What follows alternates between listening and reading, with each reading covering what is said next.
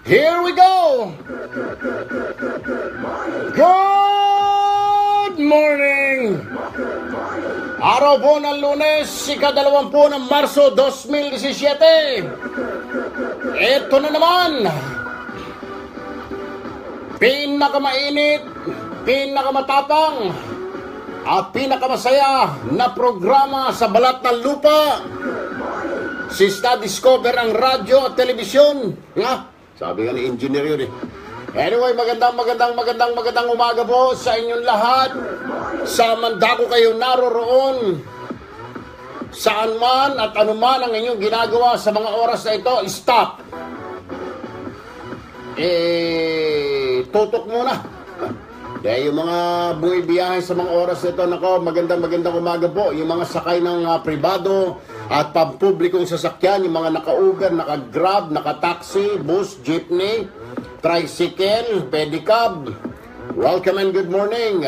Gayon din po sa mga nakasakay sa mga pribadong sasakyan, yung mga carpooling, yung mga magkakaopisina, yung mga mag-asawa sa kotse niyan, good morning. Yung mga VIP, mga executive, nakikinig pala sa atin engineer. Yung mga, may mga driver. Good morning po, mga bossing. At syempre, good morning din. At mamaya-maya ay good night na doon sa mga pauwi na galing sa trabaho kagabi. Good morning and good night mamaya sa inyo. And syempre pa, magandang umaga din po sa mga angels at ginang ng tahanan. Let's not forget these heroes. Kung wala itong mga ginang at angels ng tahanan, pag uwi ng mga bata pananghalian, ay walang pagkain. Bakasyon na pala, engineer. Summer na. Marami na mga bata nag-graduation last week. Bakasyon na. Kaya sila mami at mga angels, magiging busy sila sa pagluluto, pagmimerienda, maghahain, at tiyak tataas yung kuryente. Sigurado. Mga bata sabi, mami aircon, mami electric fan. Bubuksan pa yung refrigerator para lumamig. Tapos. Anyway, magandang umaga po sa ating lahat. Ako po si Erwin Tulfo. Sasamahan ko kayo sa loob ng 2 oras ng inyong mga biyahe, anuman ang inyong ginagawa. And syempre pa, good morning, good afternoon, good evening doon sa mga kababayan natin sa ibayong dagat na nakatutok po sa atin, and their only means of communication and getting information is through Facebook or through social media. Welcome and good morning mga kapatid. O bueno, nung nakaraang linggo, sunod-sunod po yung talaga namang nakakagigil, nakakabwisit, nakakainis. Ay hindi pa po natatapos dyan mga kapatid. Yes, sabi ko nga, Lunes na Lunes, pero pagpasensyahan nyo na po. Kailangan ho nang malaman nating lahat, at malaman ho ninyo ano ang nangyayari sa ating paligid ngayon, anong nangyayari sa ating bayan ngayon. Kung kayo ay nasa ibayong dagat, ano po? Alright. Si Vice President Leni Robredo ayaw talagang tumigil. Ano po?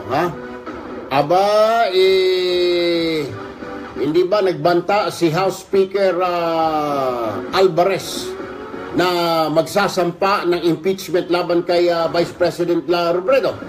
Yehi palakpakan naman ho ang karamihan ng mga supporters ni Manong Digong. Siyempre, yung kanyang mga pinagsasabi sa United Nations puro kasinungalingan naman.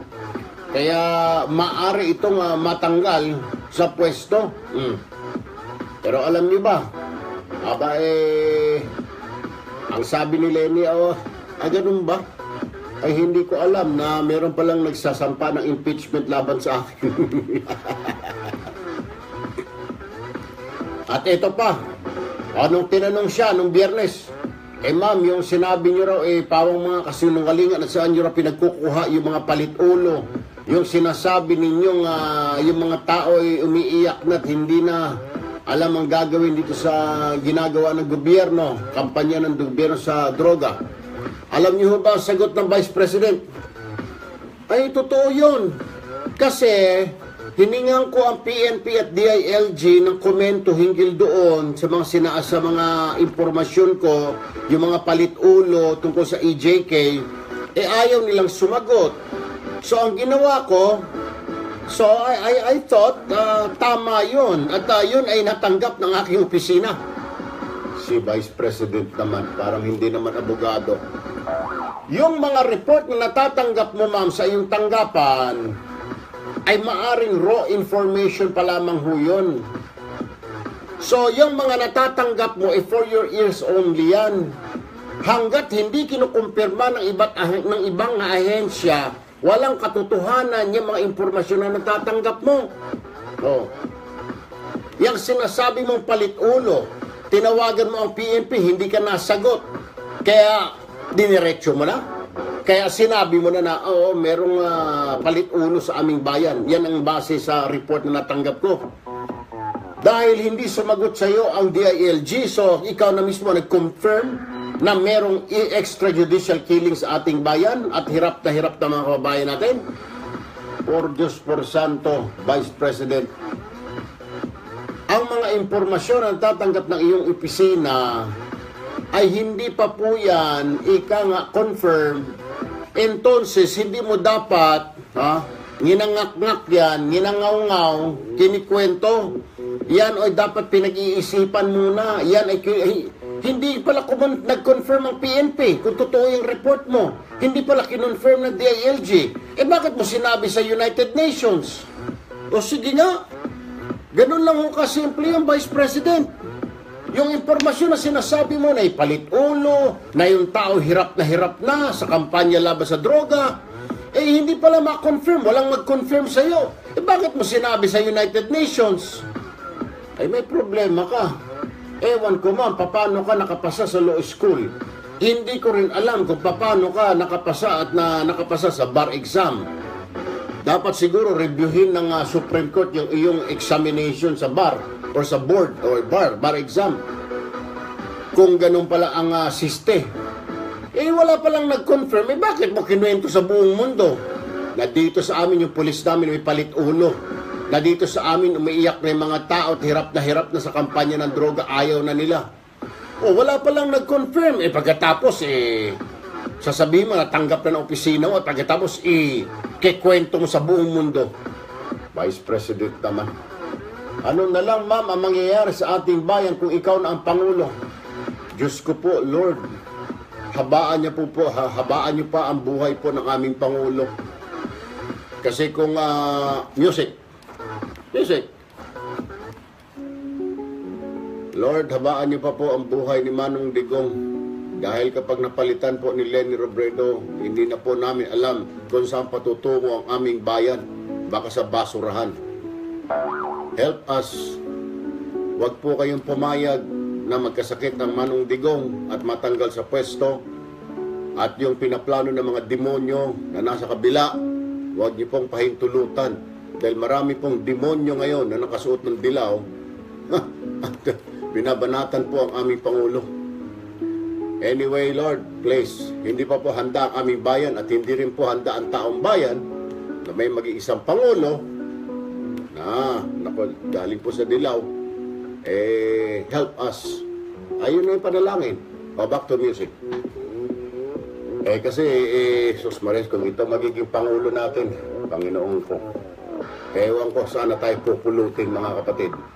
Anyway, yan po isa sa pag-uusapan ho natin, yung impeachment na yan. Tatawagan po natin si Speaker Alvarez. Ano po? Isa pa hong pag-uusapan natin, mga kapatid, ngayong umaga, ito na ba yung tinatawag na final push o huling hirit ng mga dilawan ng mga kalaban ni Manong Digong? O ito ay panghimagas pa lamang? Bakit ko ho nasabi yan? Marami ho nagtatanong, ito na ba yung kasagsagan ng Oplan Aus Duterte? Or Oplan Righteousness? O Oplan Dato Puti? O Oplan Rudy? Marami pong Oplan Bawat kilos laban kay Manong Digong ay isang Oplan. Hindi ko lang po alam kung saan dyan. Bilangin ho ninyo Kaya ko ho natanong, ito na ba yung tinatawag na final push Ito na ba yung climax? Ito na ba yung ultimate na galaw ng mga kalaban ni Manong Digong? Mantakin nyo ho, sabay-sabay na eh. Nariyan yung nagsalita itong si Leni Robredo sa United Nations na akala mo itong ating bayan ay parang impyerno. Mantakin mo, saan ka makakita, Vice President, pininturahan mo yung bayan na parang kinento mo na parang impyerno tayo dito. Pangalawa, dinagdagan ng kuhol. Ikaw naman, bakit? Congressman Alejano. Anong kuhol? Congressman Alejano nagsampa ng impeachment laban kay Manong Digong. Pangalawa yon. Si Senator Trillanes, mayroong bibit-bitin na 6 na naman na testigo ngayong linggo. So 3 na yon. Si Gascon ng CHR humihingi ng tulong ng mga ayuda pa sa International Human Rights, Amnesty International, European Union, United States of America, humihingi ng tulong at sinasabi, tulungan nyo kami, pinapatay na ang mga Pilipino ng gobyernong Duterte. Pang-4 yan. Pang-5, yung mga media na dilawan, kilala nyo na kung sino yung dilawan na TV yan, dilawan na dyaryo na yan, dilawan na radyo. Todo ang banat, araw-araw ang banat kay Manong Digong. Pang-6, yung mga foreign media. Sabay-sabay na. Kaya nga, ang tanong ng ilan, ito na ba yung tinatawag na final push? Kung baga sa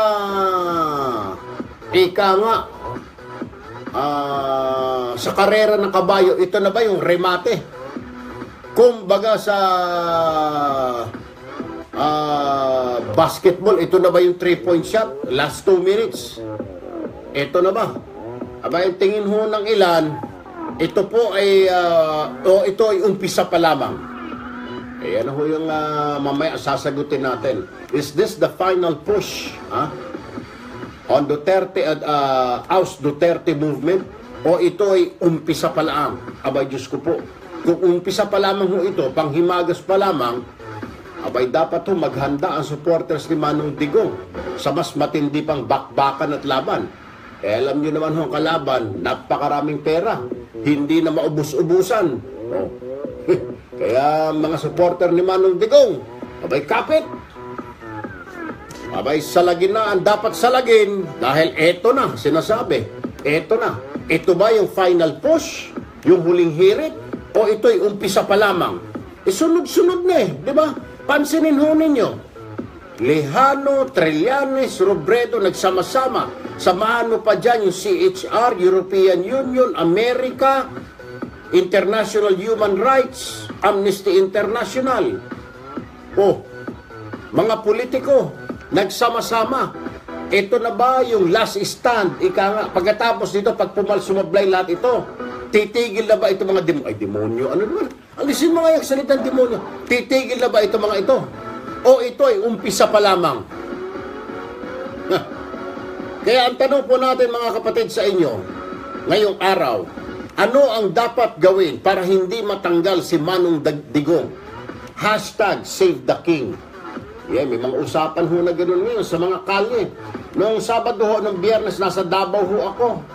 May mga usap-usapan, may mga bulong-bulungan ho doon. At alam po ng mga tiga Davao na ito nga yung Oust Duterte movement, ito na yung kasagsagan. At meron pang darating. Diyos ko po, kumbaga sa basketball, itambak na. Kumbaga sa boxing, ewan ko. Sus Mario, praise the Lord. Sa sobrang dami kasi ng pera, mga kapatid, ng mga kalaban ni Manong Digong, sa sobrang dami ng pera. Kaya halos kahit lahat, kahit sino pwedeng bayaran, mga dyaryo, TV, radyo, Diyos ko po, mga European Union, magpadala ng mga tao doon, magsalita. Ay, naku, kawawa naman ho itong mga followers ni Manong Digong, mga sumusuporta kay Manong Digong. Tayo. Wala ho tayo mga kwarta gagawin natin. Kaya kapit na lang ho siguro mga kapatid. Let us join hands together. Let us fight. Ika nga, kapit bisig. Hanggang nandyan po ang supporters ni Manong Digong. I assure you na hindi po matatanggal ang Manong Digong. And let us show to the whole world na suportado ng taong bayan si Duterte. A prime example po dyan, sinasabi ng mga buang, mga human rights. Ay nako, makaliwat kanan ang patayan, ayaw ng mga tao, nakawawa. Hoy, buang kung sino ka nagsasabi na ayaw ng tao. Pansinin mo yung mga survey. Hindi bumababa ang survey ng presidente ng Republika na si Rodrigo Roa Duterte. Yung trust rating niya at saka yung trust rating at performance rating gusto ng taong bayan. Entonces, aprobado sa taong bayan yung ginagawa ng Pangulo. Kung yung may sinasabi kay mga patayan dyan, eh yung mga tao naka-thumbs up. Oh, disin sana sa mga survey, sasabihin ng mga tao bumabagsak na dapat ang rating ni Manong Digong. Eh hindi eh. Entonces, ang ibig sabihin, ang taong bayan ang may gusto. Ang taong bayan ang nagsasabi, ubusin nyo na lahat ng drug lord, ubusin nyo na lahat ng drug addict. Ang taong bayan ang nagsasabi, ang nagdidikta sa Pangulo. Eh, hindi ba sabi ng Pangulo, hindi kagaya ng isang buang na natanggal na, kayo ang boss ko. Ang Manong Digong sinasabi niya, kayo ang nagboto sa akin. Susundin ko ang sabi nyo. Eh, ang sabi ng taong bayan, sige, okay lang. Nasa likod mo kami. Oh, kaliwat kanan na yung patayan, kaliwat kanan ang mga natutumba ng mga drug lord, drug addict. Kinestyon ba ng tao? Bumagsak ba ang rating? Hindi. Nagme-maintain na sa 80, 90, 80, 90 ang rating ng Pangulo. Ibig sabihin, ang taong bayan nagsasabing, go! Go, Manong Digong! Go, Duterte! Anong gagawin ng tao? Alang hindi niya susundin. Eh, yung mga tao na yung bumoto sa kanya. Minsan nga, mag-isip-isip nga tayo, yung mga kontra, wag yung kontra ng kontra lang. Pag-isipan ng ilang minuto. Ito ba ay may suporta pa ng Pilipino? Balikan mo yung mga survey, o may mga palabas na naman na survey. Ang tabayanan ninyo. Ang tabayanan ninyo, survey ng SWS. Ang tabayanan ninyo, ang survey ng Pulse Asia. Ang tabayanan natin lahat. Tsaka tayo magsalita. Ngayon, pag bumagsak na yung rating ni Manong Digong, mga 50 na lang, o yan, pwede na magsabi, ayaw na ng taong bayan. Pero pag hindi pa bumababa yan, nasa 80, maski 79 nga eh, ibig sabihin, suportado ng taong bayan.